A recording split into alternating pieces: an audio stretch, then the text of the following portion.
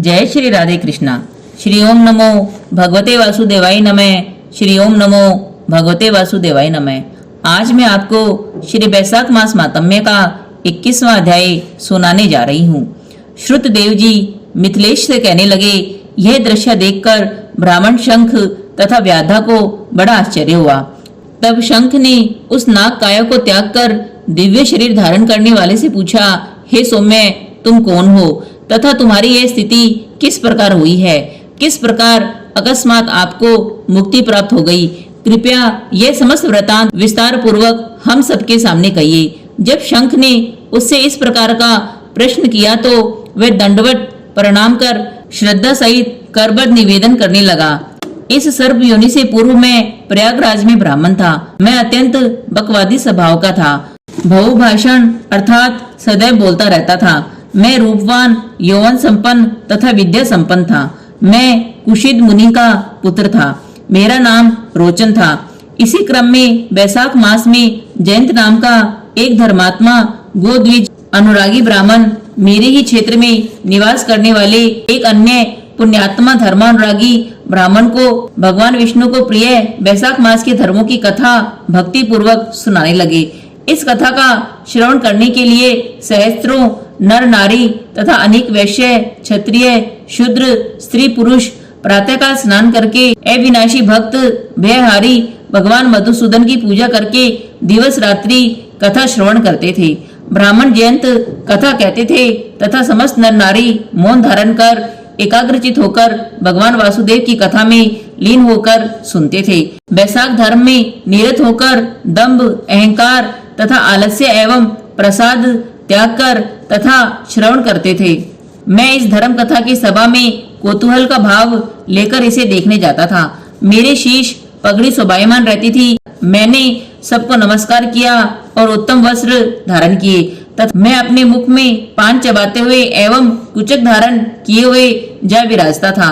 मैं इस सभा में जाकर लोक चर्चा करने लगता था। इस प्रकार सभा में जाकर मेरे लोक चर्चा करने से वैशाख मास की पावन कथा के कथन श्रवण में बाधा उत्पन्न होने लगी। मेरे द्वारा ऐसा कृत्य करने पर मेरी मति भ्रष्ट हो गई और आयु क्षीण होकर सन्निपात रोग से ग्रसित हो गया तथा इसी रोग से मेरी मृत्यु हो गई। मुझे पकड़कर यमदूत भयानक नरक में ले गए। वहां 14 मनवंतरों तक अनेकों प्रकार के दुख भोगता रहा तथा इसके पश्चात मैंने 84 लाख योनियों में जन्म लेकर अनेकों दुख भोगे। इसके पश्चात मैं सर्प योनि को प्राप्त करके इस वृक्ष कोटर में आकर निवास करने लगा। देव प्रेरणावश आपके श्री मुख से निकली अमृत स्वरूप वैशाख मास मातम्य की कथा सुनकर मैं धन्य हो गया और मेरे समस्त पाप नष्ट हो गए और मैं निष्पाप हो गया हूँ। हे दयालु विप्र, मुझे ज्ञान नहीं है कि आप मेरे किस जन्म के भ्राता हैं। हे महात्मा, मैंने तो कभी भी आपका उपकार नहीं किया है, किंतु पता नहीं मेरे किसी पुण्यवश मुझे यह सत्पुरुष संबंध प्राप्त हुआ है। हे प्रभु, आज आप मुझे इतनी कृपा प्रदान कर अनुग्रहित तो कर चुके हैं। अब यह कृपा करें कि मेरी अंतरात्मा धर्म की अनुगामी हो और मैं निष्कलंक होकर उत्तम गति को प्राप्त करूं तथा भगवान विष्णु की अनन्य भक्ति मुझे प्राप्त हो जाए। हे प्रभु, मैं धनहीन रहूं क्योंकि धनहीन मनुष्य धनवान मनुष्यों के लिए नेत्रांजन स्वरूप है। इस प्रकार अनेकों रीतियों से स्तुति तथा आत्मनिवेदन करते नतमस्तक होकर करबद्ध कर ब्राह्मण शंख के सम्मुख भाव में खड़ा हो गया। तब धर्मात्मा ब्राह्मण शंख उसके प्रेम भाव से खुश हो गया। उन्होंने भाव फैलाकर प्रेम पूर्वक उसका आलिंगन कर लिया। इस प्रकार उनके पुण्यात्मा शरीर का स्पर्श प्राप्त करते ही उसके सभी दोष नष्ट हो गए। शंख ने कहा, हे विप्र, उत्तम वैशाख मास तथा भगवान विष्णु की कथा का श्रवण करके तुम्हारे समस्त पाप नष्ट हो गए हैं। तुम क्रमशः अतिवाही लोकों में गमन करके पुनः दशार्ण देश में एक धर्मात्मा ब्राह्मण के घर जन्म लोगे तथा उस जन्म में वे शर्मा नाम से प्रख्यात होगे। तुम समस्त विद्याओं में निष्णात तथा पारंगत होगे। उस जन्म में भी तुम्हें अपने पूर्व जन्म की स्मृति रहेगी। इस स्मृति अनुबंध के प्रभाववश तुम समस्त संसारिक भोगों को त्याग कर भगवान विष्णु की अनन्य भक्ति को प्राप्त करोगे तथा भगवान विष्णु को प्रिय समस्त वैशाख मास धर्मों का पालन करोगे। इसके फलस्वरूप तुम सिद्धि को प्राप्त करोगे तथा समस्त सांसारिक बंधनों से मुक्त होकर योगियों को भी दुर्लभ भगवान विष्णु के परम धाम श्री विष्णु लोक को प्राप्त करोगे। हे तात, अब तुम निर्भय होकर जाओ, भगवान की तथा मेरी प्रसन्नतावश तुम्हारा पूर्ण कल्याण होगा।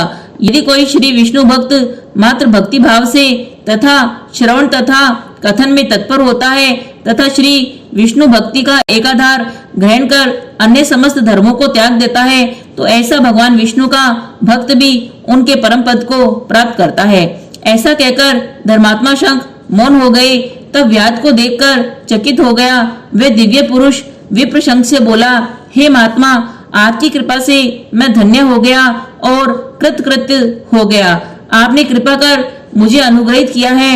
आपकी कृपा से मेरे भाग्य का उदय हुआ है। हे राजन, इस प्रसंग में ही संध्या काल हो गई तथा शंख मुनि व्यास से संतुष्ट एवं प्रसन्न होकर ब्रह्म मुहूर्त में नित्य क्रम तथा स्नान कर मौन धारण कर ब्रह्मा का ध्यान करते रहे। पुनः परम ब्रह्मा का ध्यान कर नित्य कर्मों से निवृत्त होकर दूसरे दिन सूर्योदय से पूर्व स्नान करके पूरे दिन ब्रह्मा आराधना कर पुनः संध्या काल संध्या वंदना कर तथा पितृगणों को तर्पण कर प्रसन्न हृदय से व्याध को बुलाकर उसके शीश पर सकल्पित जल छिड़ककर आशीष देकर वेदों से भी विशेष शुभ फल प्रदान करने वाले राम नाम के 2 अक्षरों का गुरु मंत्र दिया। इन नामों में विशेष प्रचलित विष्णु भगवान के सहस्त्र नामों से भी अधिक महिमा में श्री राम नाम है।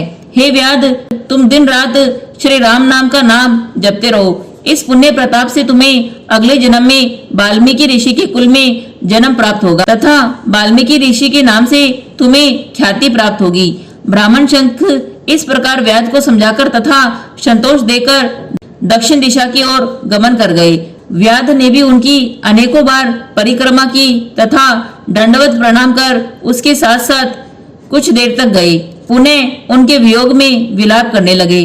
ब्राह्मण शंख का ध्यान करता हुआ वह इनके बताए हुए कर्तव्यों का पालन करने लगा। उसने वन के उस भाग को साफ किया और उस जगह पौधशाला लगा दी। वह वन में श्रम कलांत पथिकों को आहार कराने लगा। पद त्राण, छतरी, पंखा एवं चंदन इत्यादि से पथिकों की सेवा करने में जुट गया। रेणुका शैया बनाकर वे पथिकों को शीतल सुखद विश्राम सुविधा प्राप्त कराने लगा। वह नियमित रूप से प्रातःकाल स्नान करके रात दिन राम नाम का जाप करने लगा, उसी में ही लीन हो गया। इस प्रकार वैशाख मास के धर्मों का पालन करते हुए राम नाम जपते जपते उसने अपना व्याध जीवन पूरा किया। पुनः वाल्मीकि ऋषि के घर में उसने पुत्र के रूप में जन्म लिया। उसी जलाशय में क्रनु नाम के एक तपस्वी कठोर तप कर रहे थे। तप के अतिरिक्त उन्होंने समस्त कार्य त्याग दिए थे। दीर्घ काल तक समाधि स्थित होकर तप के कारण उनके शरीर पर सर्पों की बांबी बन गई। सर्पों के शरीर पर बांबी बन जाने के कारण सब उन्हें वाल्मीकि ऋषि कहकर संबोधित करने लगे। पुण्य तप के पूर्ण होने पर समाधि काल में क्रनु ऋषि को रमणियों के प्रिय मधुर स्वर कानों में सुनाई पड़ने लगे, तो उनका मन चंचल होकर आनंदित होने लगा। तब उन्होंने भील जाति की एक स्त्री को लाकर पत्नीवत रूप में अपने घर में रख लिया। उससे उन्हें वाल्मीकि नामक पुत्र प्राप्त हुआ। मिथिलेश से श्रुत देव जी ने कहा, हे राजन, उत्तम वैशाख मास के महत्व को देखिए। मात्र पद त्राण का दान करके व्याध को दुर्लभ ऋषि पद प्राप्त हो गया। जो भक्तगण इस कथा का श्रवण करेंगे तथा अन्य श्रोताओं को सुनाएंगे, वे पूर्व जन्म रूपी संसार चक्र से मुक्त हो जाएंगे। श्री हरि विष्णु भगवान की जय। श्री हरि विष्णु भगवान की जय।